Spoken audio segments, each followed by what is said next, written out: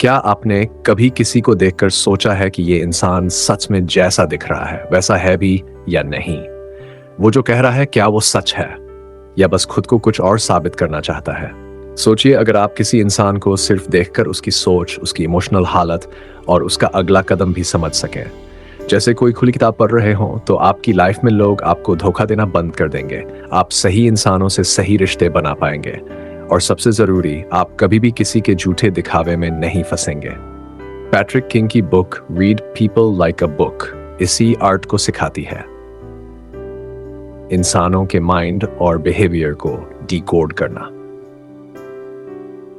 Hello friends, book फॉरनेटिक पर आपका स्वागत है। आज हम इस बुक के पहले पार्ट की समरी में जानेंगे कि कैसे आप किसी के बिहेवियर के पीछे छिपे इमोशंस और पुराने अनुभवों को समझ सकते हैं और कैसे इन पैटर्न्स को पहचानकर आप दूसरों को पढ़ सकते हैं। सबसे पहले समझिए कि इंसान का बिहेवियर रैंडम नहीं होता, बल्कि उसका हर रिएक्शन एक खास वजह से होता है।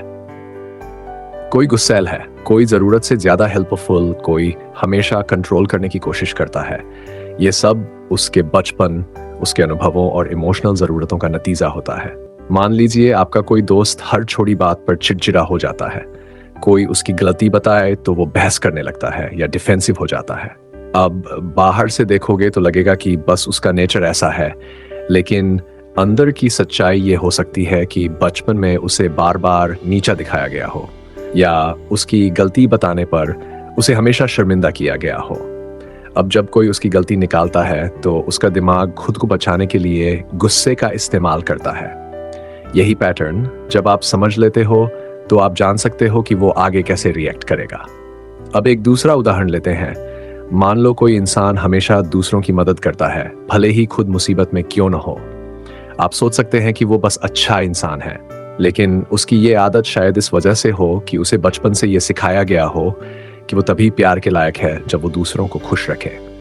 अब उसकी वैल्यू दूसरों की खुशी से जुड़ गई है और वो खुद को भूलकर भी हर किसी की मदद करता है।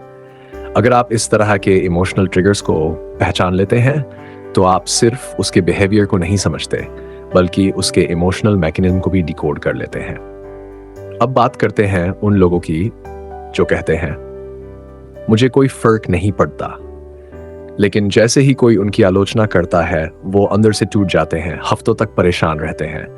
ऐसा इसलिए क्योंकि उनका कहा हुआ और असली इमोशन आपस में मेल नहीं खा रहा। वो खुद को ऐसा दिखाना चाहते हैं जैसे वो स्ट्रांग है, लेकिन अंदर से वो बहुत सेंसिटिव होते हैं। ऐसे में सिर्फ शब्दों पर भरोसा करना बेवकूफ़ी होगी।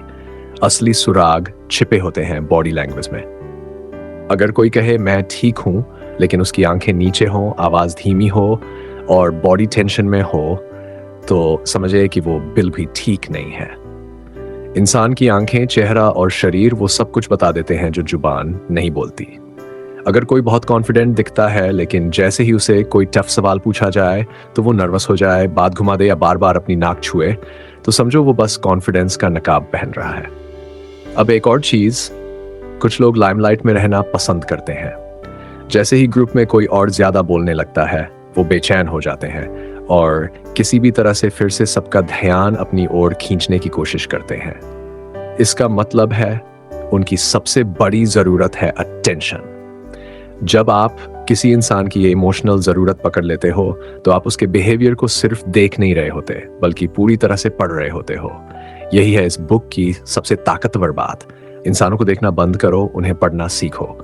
और जब आप ये सीख जाते हो तो आपकी लाइफ के रिश्ते, डिसीजन और जजमेंट सब कुछ लेवल अप हो जाता है।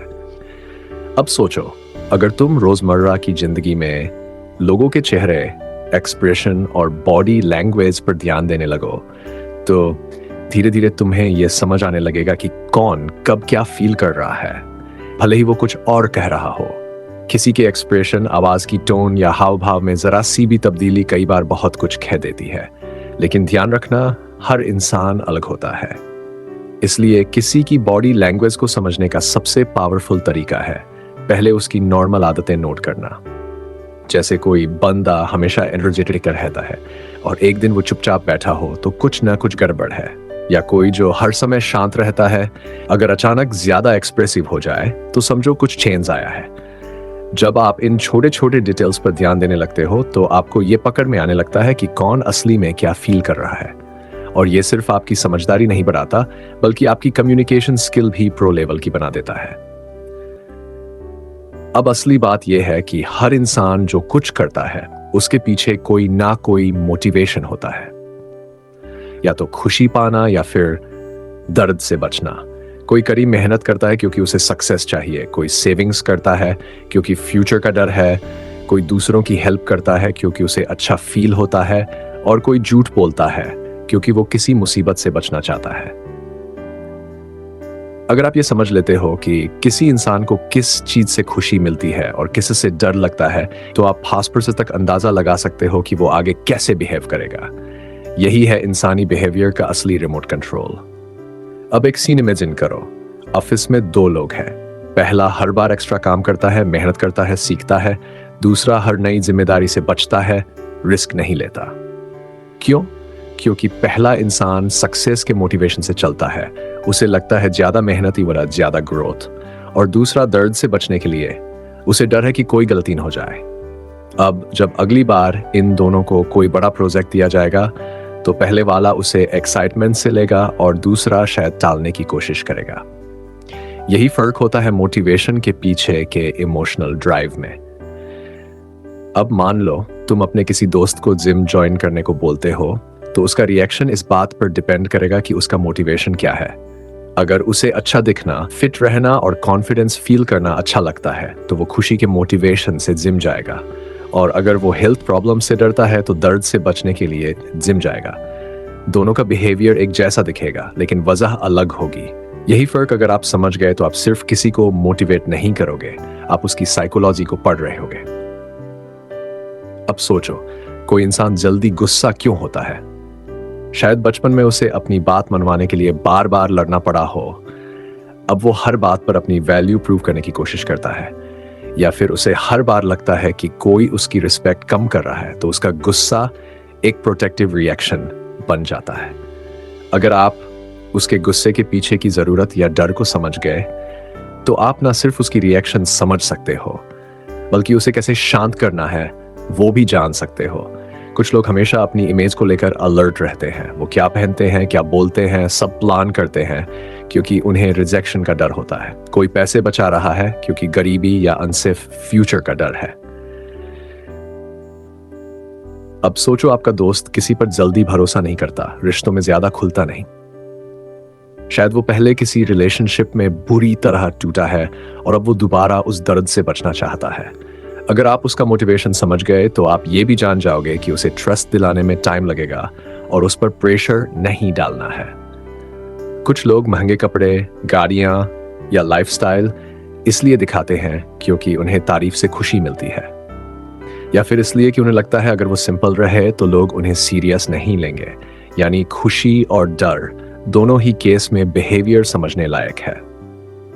अब सोचिए, अगर आप किसी कस्टमर को प्रोडक्ट बेच रहे हो, तो आपको जानना जरूरी है कि वो खुशी पाना चाहता है या नुकसान से बचना। अगर वो खुशी ढूंढ रहा है, तो उसे बताओ कि प्रोडक्ट उसकी लाइफ में क्या पॉजिटिव बदलाव लाएगा। अगर वो नुकसान से डरता है, तो उसे बताओ कि बिना इस प्रोडक्ट के वो क्या मिस कर सकता है। यही साइकोलॉजी बच्चों पर भी लागू होती है। कोई बच्चा पढ़ता है ताकि उसे तारीफ मिले, कोई इसलिए ताकि वो फेल होकर डांट से बच जाए। हर इंसान का हर डिसीजन या तो खुशी के लिए होता है या दर्द से बचने के लिए। कोई जॉब इसलिए बदलता है कि उसे पैसा और ग्रोथ चाहिए, खुशी। कोई इसलिए छोड़ता है क्योंकि वो थक गया है, दर्द से भागना। कोई शादी इसलिए करता है क्योंकि उसे पार्टनर चाहिए, खुशी। कोई अकेलेपन से डरता है, दर्द। जब आप ये डिटेल समझ लेते हो कि सामने वाला किस पॉइंट पर है, खुशी या दर्द, तो आप उसके अगले कदम को प्रिडिक्ट कर सकते हो। और जब ये स्किल आ जाती है, तो आपकी रिलेशनशिप, कम्युनिकेशन और समझदारी सब एक लेवल ऊपर चली जाती है। अभी सोचा है कि कोई सिर्फ पैसे के पीछे क्यों भागता है और कोई समाज में बदलाव लाना क्यों चाहता है। फर्क उनके जरूरतों के लेवल में होता है। मैस्लो की थ्योरी के हिसाब से इंसान की जरूरतें 5 स्टेप्स में होती हैं। सबसे पहले फिजिकल जरूरतें जैसे खाना, नींद, फिर सिक्योरिटी यानी नौकरी और सेफ्टी, फिर सोशल कनेक्शन यानी दोस्ती और अपनापन, फिर पहचान और रिस्पेक्ट, और आखिरी में आता है सेल्फ एक्चुअलाइजेशन, यानी कुछ ऐसा करना जो खुद के साथ साथ समाज को भी फायदा दे। जब आप ये समझ लेते हो कि कोई इंसान इस सीढ़ी पर किस स्टेप पर है, तो आप समझ सकते हो कि उसे मोटिवेट करने के लिए किस चीज की जरूरत है। लेकिन ये कहानी यहीं खत्म नहीं होती। हर इंसान के अंदर एक ईगो होती है जो उसे अपनी इज्जत बचाने और सही दिखने की कोशिश में कुछ माइंड ट्रिक्स अपनाने पर मजबूर करती है, जिन्हें कहते हैं डिफेंस मैकेनिज्म। कोई अपनी गलती दूसरों पर थोपता है, यह है प्रोजेक्शन। कोई सच्चाई से भागता है, यह है डिनायल। कोई अपनी हार को जस्टिफाई करता है, यह है रैशनलाइजेशन। कोई पेनफुल यादों को दबा देता है, यह है रिप्रेशन। और कोई स्ट्रेस में बच्चा बनकर बिहेव करता है, वो है रिग्रेशन। कुछ लोग अपने गुस्से को दूसरों पर निकालते हैं, डिस्प्लेसमेंट, लेकिन कुछ इसे पॉजिटिव एनर्जी में बदलते हैं, जिसे कहते हैं सब्लिमेशन। अब सोचो, अगर तुम ये पैटर्न्स पहचान सको तो लोगों को सिर्फ फेस से नहीं, उनके अंदर के इमोशंस और डर से भी पढ़ सकोगे। यही है इस किताब की असली ताकत। Read people like a book सिखाती है कि कैसे किसी के हाव भाव, जरूरतें और डिफेंस को समझकर तुम अंदाजा लगा सकते हो कि सामने वाला क्या सोच रहा है, क्या छुपा रहा है और आगे क्या करने वाला है। तो फ्रेंड्स, अगर आपको ये वीडियो अच्छा लगा हो तो बुक फॉरनेटिक को अभी सब्सक्राइब करो, वीडियो को लाइक और शेयर जरूर करना, और रोजाना ऐसी ही पावरफुल बुक समरी के लिए जुड़े रहो हमारे साथ।